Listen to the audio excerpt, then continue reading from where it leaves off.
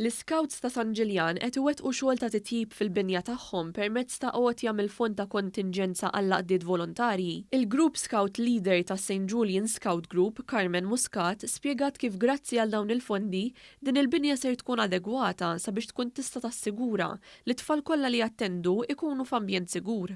Bis-saħħa tal-Voluntary Organization Funds, l-Emergency Fund, għenuna biex stajna biddilna id-dawl, il-sistema tad-dawl ġol headquarters, kienet antika u biddilna kollox biex jiġi sejfa għal kulħadd. Is-Segretarju Parlamentari għal laqdiet volontarji Clifton Grima waqt żjara tax-xogħlijiet spjega li dan il-proġett qed isir realtà. Illum ġejna propju ġewwa St. Julian Scout Group fejn hawnhekk qegħdin naraw li permezz ta' kollaborazzjoni bejn il-Gvern u l-istess saqda volontarja inbidlet is-sistema tad-dawl sabiex propju tkun tista' takkomoda lil 50 tifel u tifla li jattendu ġewwa din laqda volontarja, 50 tifel u tifla li din jibbenefikaw minn tagħlim li jippreparahom sabiex ikunu jistgħu jilħqu l-potenzjal sieħ tagħhom u anke jiżviluppaw mod sieħ. Grima filwaqt li rringrazzja lil din laqda tax-xogħol siewi li jagħmlu, saħaq li grazzi għal persuni li jaħdmu b'mod volontarju għal din is-soċjetà,